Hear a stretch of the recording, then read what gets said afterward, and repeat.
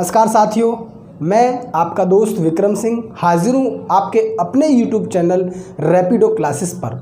और आप सभी का हृदय की गहराई से बहुत बहुत स्वागत है और अभिनंदन है आपके अपने YouTube चैनल पर।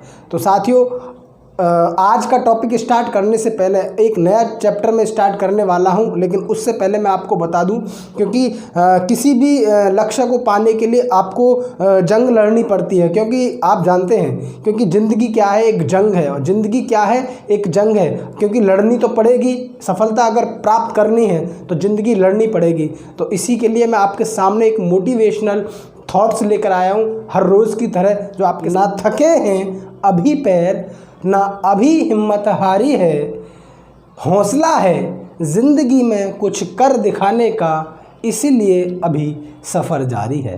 तो साथियों, आज हम स्टार्ट करते हैं प्रॉफिट एंड लॉस स्टार्ट करते हैं। और प्रॉफिट एंड लॉस की बहुत अच्छी ट्रिक्स आपको कहीं भी किसी प्लेटफॉर्म पे नहीं मिलेंगी। मैं आपको ऐसी ट्रिक दूंगा जहाँ ना कि आप किसी बुक में देखी होंगी, ना किसी प्लेटफॉर्म पे देखी होंगी यूट्यूब के प्लेटफॉर्म पर, और ना ही किसी के नोट्स में देखी होंगी। मैं आपको वो इम्पोर्टेंट ट्रिक्स दूंगा जिनसे आप विदिन 1 या 2 सेकंड के अंदर क्वेश्चन को आसानी से निकाल। पहले मैं आपको बता दूं कि इसमें कुछ चीज़ें ऐसी हैं जिनको हमें समझाना बहुत ज़रूरी है। कुछ चीज़ें वो क्या हैं, जैसे हमने देखा कि इसमें एक क्रय मूल्य एक शब्द है, इसको यूज़ किया जाता है। क्रय मूल्य वो वर्ड होता है जिस पर वस्तु को हम खरीदते हैं। यानी कि जिस मूल्य पर वस्तु खरीदते हैं उसे हम कहते हैं क्रय मूल्य। एक होता है विक्रय मूल्य। इसको क्या कहते हैं, जिस मूल्य पर वस्तु बेची जाती है उसे हम कहते हैं विक्रय मूल्य। साथियों, एक चीज़ मैं आपको यहाँ बता दूँ, इंग्लिश में इसको बोलते हैं कॉस्ट प्राइस। इंग्लिश में इसको बोलते हैं सेलिंग प्राइस। ये आपको याद रखना है, सेलिंग प्राइस, जिसको शॉर्ट में हम सीपी भी कहते हैं, इसको हम एसपी कहते हैं। तो यदि कोई वस्तु आप कम मूल्य में खरीद रहे हैं और फिर उसको ज़्यादा मूल्य में बेच रहे हैं, यानी कि आपने कोई वस्तु अगर 10 रुपये की खरीदी और 20 रुपये की बेच रहे हैं, तो आपको प्रॉफिट होगा। तो प्रॉफिट कैसे निकालेंगे? आपको प्रॉफिट निकालने के लिए क्या करना होगा, प्रॉफिट इज़ इक्वल टू हो जाएगा selling price minus cost price. यानी कि जो सेलिंग प्राइस ज़्यादा है तो सेलिंग प्राइस में से कॉस्ट प्राइस घटा देंगे, निकल के क्या आ जाएगा, प्रॉफिट आ जाएगा। लॉस अगर आपको निकालना है, लॉस, तो सीपी माइनस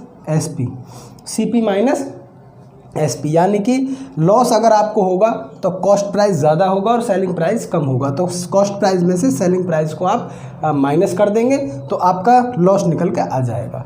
लेकिन यदि यहीं पे आपसे ये पूछने लगे कि भाई इसका परसेंटेज बताइए, प्रॉफिट परसेंट या लॉस परसेंट, तो प्रॉफिट परसेंट या लॉस परसेंट का जो फॉर्मूला होता है, प्रॉफिट परसेंट या लॉस परसेंट का फॉर्मूला होता है प्रॉफिट या लॉस अपॉन सीपी इंटू 100 होगा।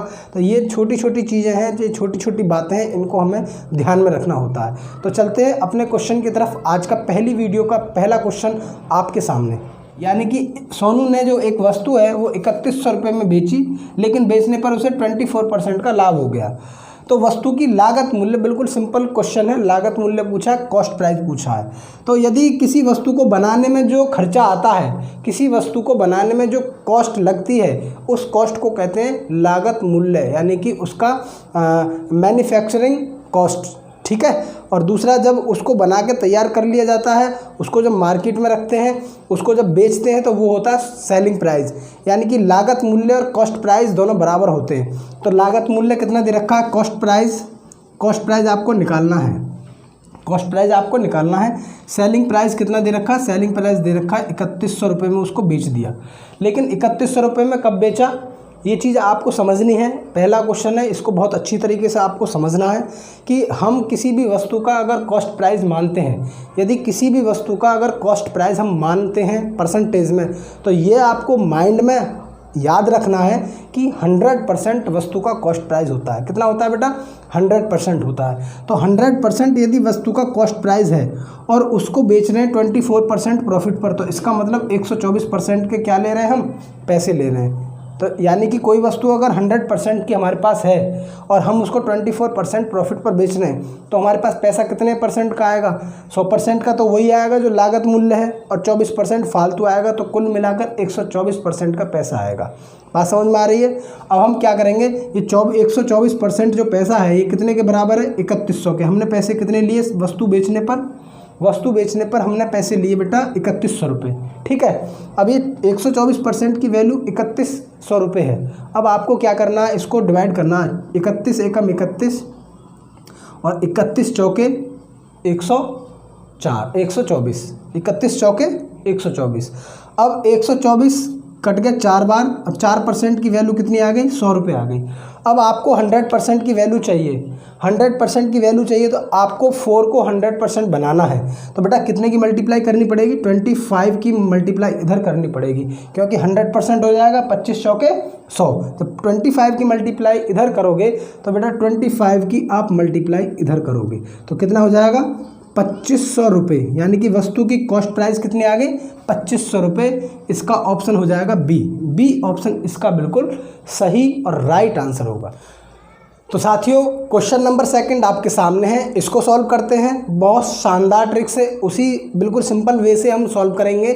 चलते। व्यक्ति 20 वस्तुएं ₹1 की कीमत पर बेचने पर 20% लाभ प्राप्त करता है, तो बताइए उसके द्वारा ₹1 में कितनी वस्तुएं खरीदी गईं? ₹1 में कितनी वस्तुएं खरीदी थी, ये आपको बताना है। तो साथियों, आपको मैं बता दूं कि आप 20 वस्तुएं आप खरीद रहे हैं, यानी कि 20 वस्तुएं बेच रहे हैं। तो 20 वस्तुएं यदि बेच रहे हैं और कितने परसेंट प्रॉफिट पर बेच रहे हैं? 20% प्रॉफिट पर बेच रहे हैं। तो आप कितने परसेंट के पैसे ले रहे हैं? 120% के पैसे ले रहे हैं। तो 120% बटे 100, तो आप क्या कर देंगे? 0 से 0 काट देंगे, 12 दूनी 24। यानी कि आपने कितनी वस्तु ₹1 में कितनी वस्तु खरीदी? ₹1 में कितनी वस्तु खरीदी? 24 वस्तुएं खरीदी, और वस्तु कितनी आ गई? 24 वस्तुएं खरीदी। ठीक है, चलते हैं अगले क्वेश्चन की तरफ। साथियों, यह है क्वेश्चन नंबर 3 और इस क्वेश्चन को सॉल्व करेंगे हम बहुत अच्छी ट्रिक से। आपके सामने इसको मैं सॉल्व करता हूं, आप बहुत आराम से इसको समझना। इसको समझेंगे तो आगे भी आप इसी ट्रिक से क्वेश्चन कर पाएंगे। चलते हैं। एक व्यक्ति ने अपना ठेला 720 रुपये में बेचा और उसे 25% की हानि हो गई। भाई 25% की, देखिए 25% की हानि हो रही है, तो 25% को आप क्या लिखेंगे? 25% को लिखेंगे 1/4। फ्रैक्शन में क्या लिखेंगे? 1/4। ये आपको पता होना चाहिए। 25% को फ्रैक्शन में 1/4 लिखेंगे। यानी कि हम ये कह सकते हैं 4 जो है उसका CP है और 1 उसकी जो है हानि है, हानि। ठीक है, तो यदि 4 की वस्तु है और 1 हानि हो रही है, तो कितने की बेच रहा है? 3 की बेचेगा। और 3 की वैल्यू कितनी है? 720 रुपये। 3 की वैल्यू कितनी है? 720 रुपये। तो 1 की वैल्यू कितनी हो जाएगी? 3 दूनी 6, 3 चौक 12। 1 की वैल्यू हो जाएगी 24। तो 1 की वैल्यू 24 हो गई। तो आपका कॉस्ट प्राइस 4 है, तो 4 की वैल्यू निकालने के लिए 4 की गुणा इधर और 4 की गुणा इधर। तो 4 की वैल्यू हो जाएगी 0, 4 चौक 16 और 4 दूनी 8 और 1 9।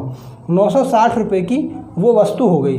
अब वो कह रहा है कि इस वस्तु को यदि 25% प्रॉफिट पर बेचेगा तो कितने की बेचेगा, उसका विक्रय मूल्य क्या होगा। तो 960 तो ऑप्शन में है भी, लेकिन हमें ये ऑप्शन बिल्कुल गलत है, इसलिए आप इसको डायरेक्ट ना लगाएं, क्योंकि अभी क्वेश्चन पूरा नहीं हुआ है। ठेले को कितने रुपए में बेचेगा यदि उसे 25% लाभ कमाना हो। अब वो इस पर 25% लाभ कमाएगा, तो 960 को यदि वो 125% पर बेचेगा तो कितने रुपए की बेचेगा? 25 पंजे 125, 25 चौका 100, 4 एकम 4, 4 दूनी 8, 4 चौक 16। कितना हो गया? आप इसकी मल्टीप्लाई कर देंगे। 5 0 0, 5 चौक 20 और 5 दूनी 10 और 2 12। यानी कि 25% प्रॉफिट लाने के लिए उसे 1200 रुपये में बेचना पड़ेगा। इसका आंसर आएगा सी आंसर इसका बिल्कुल सही आंसर होगा। चलते हैं अगले क्वेश्चन की तरफ। तो बेटा क्वेश्चन नंबर नेक्स्ट ये है आपके सामने, इस क्वेश्चन को सॉल्व करेंगे। एक बार हम इसको रीड करते हैं, फिर इसको ट्रिक से सॉल्व करते हैं। तो क्वेश्चन क्या कह रहा है कि रामू ने एक चित्र 225 रुपये में ख़रीदा और उसकी सज्जा में 15 रुपये खर्च करके 300 रुपये में बेच दिया, तो उसका लाभ प्रतिशत क्या होगा। तो साथियों आपको ये पता होना चाहिए, यदि कोई चीज़ आप खरीद कर ला रहे हैं मार्केट से और लाने में आपको घर तक लाने में या उसकी साज सज्जा सजावट करने में कुछ अन्य और आपकी जेब से खर्च हुआ है, तो वो सब उसकी कॉस्ट प्राइस में जुड़ता है, वो सब मिलके क्या बन जाता है, उसका कॉस्ट प्राइस बन जाता है। तो अगर उसने 225 रुपये का ख़रीदा है और 15 रुपये उसने साज सज्जा में यानी कि उसकी सजावट में खर्च कर दिए, तो कुल मिलाकर उसकी 225 और प्लस 15 240, 225 प्लस 15 240 हो गया, 240 उसका कॉस्ट प्राइस हो गया। अब उसने बेचा कितने का, सेलिंग प्राइस कितना, 300 रुपये। अब इनका डिफरेंस कितना आएगा, डिफरेंस आ गया, उसने 60 रुपये का क्या ले लिया, प्रॉफिट ले लिया। तो प्रॉफिट परसेंट निकालने के लिए प्रॉफिट अपॉन सीपी, सीपी कितना है 240 और गुणा 100, तो कितना हो जाएगा, 0 से 0 ख़त्म। आप इसको काट लीजिए, 6 चौक 24 और 6 एकम 6, 2 दूनी 4, 2 पंजे 10 और 2 एकम 2 और 2 पंजे 10, कितना आ गया, 5 पंजे 25% का क्या आ गया, प्रॉफिट आ गया। क्या आ गया, 25% का प्रॉफिट। डी ऑप्शन इसका बिल्कुल सही और राइट आंसर होगा, डी। अगले क्वेश्चन की तरफ, ठीक है। तो साथियों यह है क्वेश्चन नंबर नेक्स्ट आपके सामने और इस क्वेश्चन को सॉल्व करेंगे। देखिए बहुत शानदार ट्रिक मैं इसमें यूज़ करूँगा। एक फूल वाले ने 240 गुलाब के फूल 9 रुपये प्रति दर्जन की दर से खरीदे और उन्हें 1 रुपये की दर से बेच दिया, तो उसका लाभ प्रतिशत क्या होगा। तो साथियों सबसे पहले आपको ये दर्जन के हिसाब से दे रखा है, तो आप ये दर्जन निकाल लीजिए। 240 में अगर हम 12 से भाग दे देंगे तो दर्जन बन जाएंगे 20। कितने दर्जन फूल खरीदे उसने, 20 दर्जन फूल खरीदे, 20 दर्जन, ठीक है। अब आपको पता है एक दर्जन की कीमत कितनी है, 9 रुपये, तो आप 9 की गुणा कर देंगे तो 9 दूनी 18, तो कितना आ गया, 180 रुपये के उसने 240 रुपये फूल खरीदे। 240 फूल कितने के खरीदे, 180 के, तो ये हो जाएगा आपका दोस्तों कॉस्ट प्राइस, ठीक है। अब कह रहा है कि उन्हें 1 रुपये की दर से बेच दिया, यानी कि एक फूल 1 रुपये का बेच दिया। फूल कितने खरीदे, 240। जब 240 फूल खरीदेगा और 1 रुपये का एक बेचेगा तो 240 रुपये के बेचेंगे नहीं बेचेंगे, तो इनका सेलिंग प्राइस कितना हो जाएगा, ये हो जाएगा सेलिंग प्राइस। क्या हो जाएगा, सेलिंग प्राइस। अब आपको पता है आप उसको निकालना क्या, लाभ प्रतिशत। तो 180 और 240 का जो अंतर है वही लाभ होगा, तो 180 और 240 इन दोनों का जो अंतर आएगा वो आएगा 60। 60 बटे लाभ आ गया 60 और कॉस्ट प्राइस नीचे आएगा 180 गुणा 100। आप इसको काट देंगे, 0 से 0, 6 6 तिया 18 और 6 एकम 6, ऊपर हो जाएगा 100, 100 बट्टे 3। अब आप देख लीजिए 3 किस में आ रहा है नीचे, सी ऑप्शन बिल्कुल सही आंसर होगा।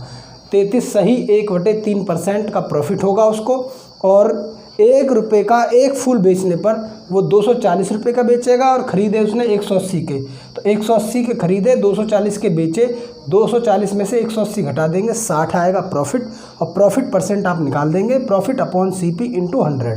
आपके सामने आंसर आएगा 33 सही, 1/3%। ठीक है दोस्तों, चलते हैं अगले क्वेश्चन की तरफ। तो साथियों क्वेश्चन नेक्स्ट आपके सामने है और इसको सॉल्व करते हैं, और एक बेहतरीन सी ट्रिक जो आपको मैं पहले बता चुका हूं उससे हम इसको सॉल्व करेंगे। चलते हैं। एक व्यापारी ने 2 प्रकार की चीज़ों को खरीदा और प्रत्येक को उसने 10,000 रुपये में बेच दिया, यानी कि 2 वस्तुएं उसके पास थी, उसने प्रत्येक को 10,000 रुपये में बेचा। कह रहा है कि उनमें से एक पर 20% लाभ हुआ और दूसरी वस्तु पर 20% हानि हुई, तो उस पूरे सौदे में उस व्यापारी को कितने प्रतिशत लाभ या हानि हुई।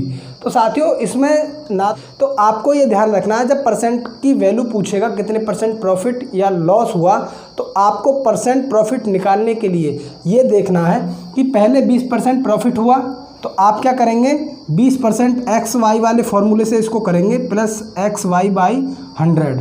ठीक है, तो अब आपको क्या करेंगे, आप इसमें क्या करेंगे, X मान लेंगे इसको और Y मान लेंगे इसको। ठीक है, तो 20% की पहले हुआ लाभ तो प्लस लेंगे, माइनस 20% हानि हुई तो माइनस में लेंगे 20, और दोनों की मल्टीप्लाई कर देंगे 20 और 20 400/100। और जब दोनों की मल्टीप्लाई करेंगे तो माइनस और प्लस माइनस आएगा, तो 20 से 20 खत्म हो जाएगा, कितना आएगा 0 से 0 खत्म आ जाएगा, माइनस का 4%। जब माइनस में वैल्यू आएगी तो 4% की हानि हुई। कहने का मतलब उस पूरे सौदे में उसको 4% का लॉस हो गया। आप इसको डायरेक्ट भी निकाल सकते हैं कि यदि किसी वस्तु को आप 100% मान के चल रहे हैं उसका कॉस्ट प्राइस, तो 100% उसका 20% का पहले प्रॉफिट हुआ तो 120/100, फिर 20% का हानि हुई तो 80/100। इसको काट दीजिए 2 जीरो, इसको काट दीजिए 2 जीरो, 12×8 96, यानी कि 100% वैल्यू आप लेकर चले, रह कितनी गई 96% रह गई। तो कितने परसेंट का लॉस हो गया 4% का लॉस हो गया। यहाँ से भी निकाल सकते हैं, बी इसका बिल्कुल सही और राइट आंसर होगा। तो साथियों आज की वीडियो में इतना ही काफ़ी, और अगली वीडियो में मैं लेकर आऊँगा बहुत ही शानदार ट्रिक और बहुत छोटी सी ट्रिक जो आपके हर क्वेश्चन को सॉल्व करेगी। और उस ट्रिक को देखने के लिए मेरी वीडियो पर जमे रहें, और जिन लोगों ने मेरा चैनल को सब्सक्राइब नहीं किया है साथ ही साथ सब्सक्राइब करें और बेल आइकन का बटन ज़रूर दबाएं ताकि लेटेस्ट नोटिफिकेशन आपको मिलता रहे। तो मिलते हैं अगली वीडियो में, तब तक के लिए जय हिंद जय भारत।